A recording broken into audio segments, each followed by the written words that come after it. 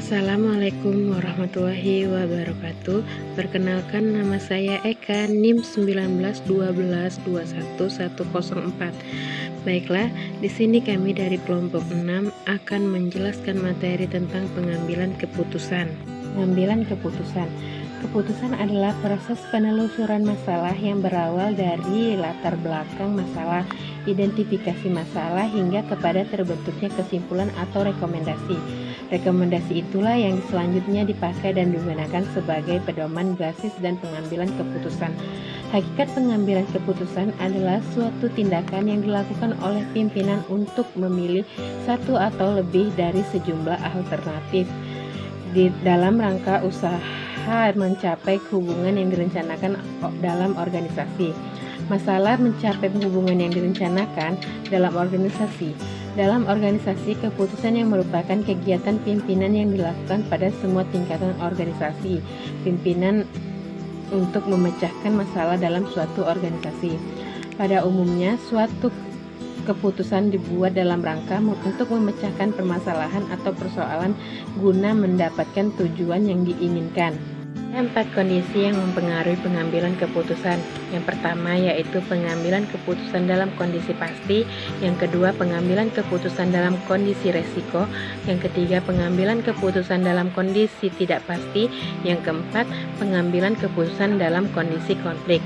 Baiklah, pengambilan keputusan dalam kondisi pasti.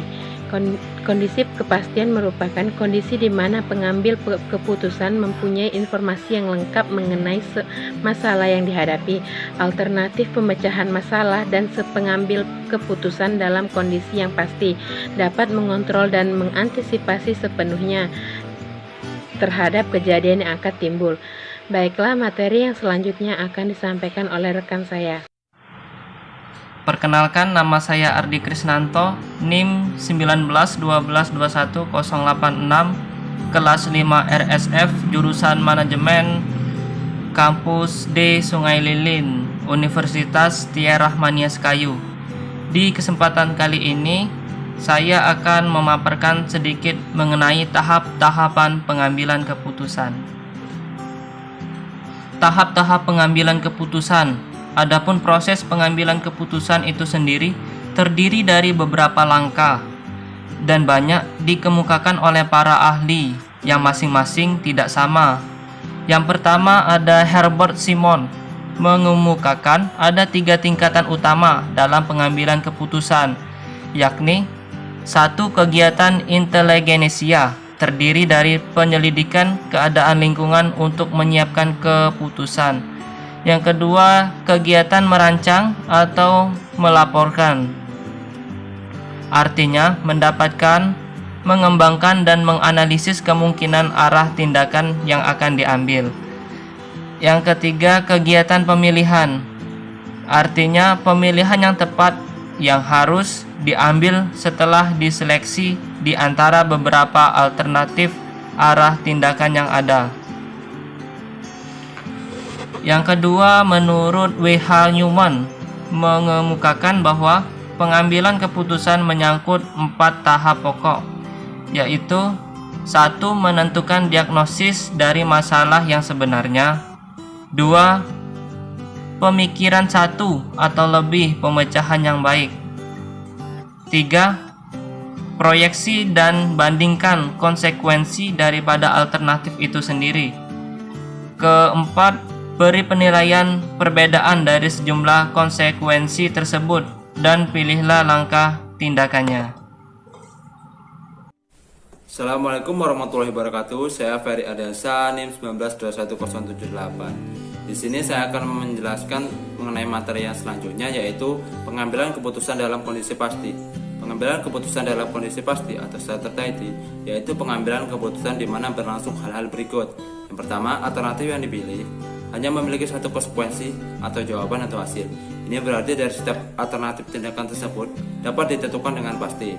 Yang kedua, keputusan diambil didukung oleh informasi atau data yang lengkap, sehingga dapat diramakan secara akurat hasil dari setiap tindakan yang dilakukan. Yang ketiga, dalam kondisi ini, pengambilan keputusan secara pasti mengetahui apa yang akan terjadi di masa yang akan datang.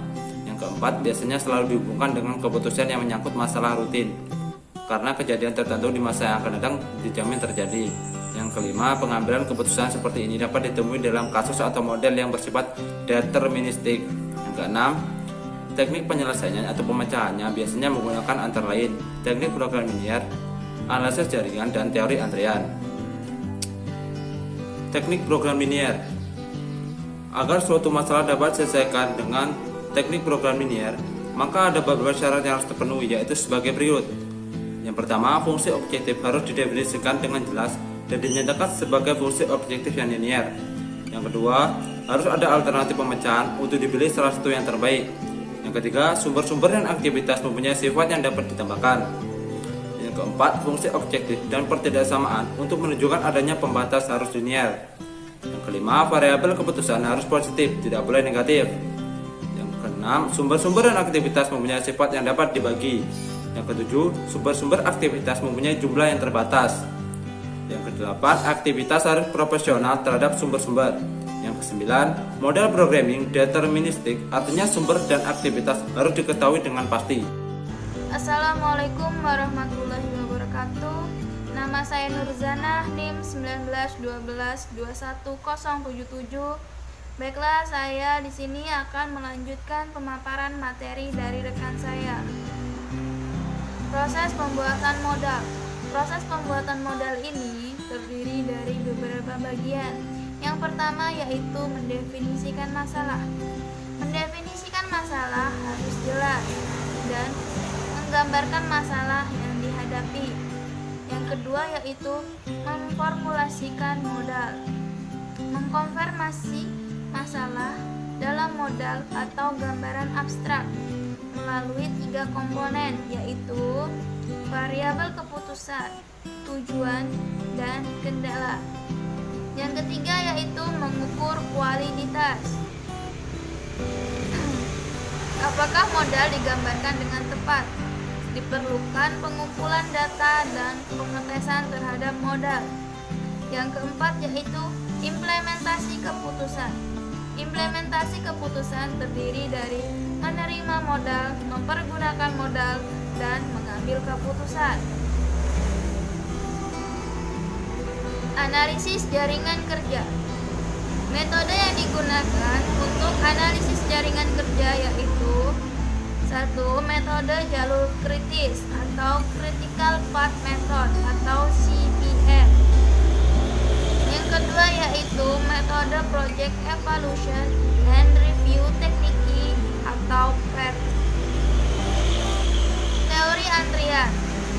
Teori antrian terdiri dari beberapa bagian, yaitu pelanggan menunggu pelayanan di kasir, mahasiswa menunggu konsultasi dengan pembimbing, mahasiswa menunggu registrasi dan pembayaran SPP, penumpang kereta api menunggu pembayaran loket atau penjualan karcis, pengendara kendaraan menunggu pengisian bahan bakar, beberapa produk atau komponen menunggu untuk diselesaikan, dan lain sebagainya. Assalamualaikum warahmatullahi wabarakatuh. Perkenalkan, nama saya Alamsa, NIM 191221095. Di sini saya akan melanjutkan materi pemaparan dari teman saya, yaitu komponen sistem antrian. 1. Populasi masukan. Berapa banyak pelanggan potensial yang masuk sistem antrian? 2. Distribusi kedatangan. Menggambarkan jumlah kedatangan per unit waktu dan dalam periode waktu tertentu berturut-turut dalam waktu yang berbeda. 3. Disiplin pelayanan. Pelanggan yang mana yang akan dilayani lebih dahulu? A. FCFS Viscom Fish Server. B. LCFS Lescom Fish Server. C. Acak. Dan D. Prioritas. 4. Fasilitas pelayanan. Mengelompokkan fasilitas pelayanan menurut jumlah yang tersedia. A. Single channel. B. Multi channel. 5. Distribusi pelayanan. A. Berapa banyak pelanggan yang dapat dilayani per satuan waktu? B. Berapa lama setiap pelanggan dapat dilayani? 6. Kapasitas sistem pelayanan. Memaksimumkan jumlah pelanggan yang diperkenankan masuk dalam sistem. 7. Karakteristik sistem lainnya, pelanggan akan meninggalkan sistem jika antrian penuh dan sebagainya. Teori antrian, pelanggan menunggu pelayan di kasir. Mahasiswa menunggu konsultasi dengan pembimbing. Mahasiswa menunggu registrasi pembayaran SPP. Penumpang kereta api menunggu pelayanan loket. Pengendara kendaraan menunggu pengisian bahan bakar, berapa produk atau komponen menunggu untuk diselesaikan dan sebagainya. Sekian materi dari kelompok 6, lebih dan kurang kami mohon maaf. Saya akhiri, wabillahi taufik walhidayah. Wassalamualaikum warahmatullahi wabarakatuh.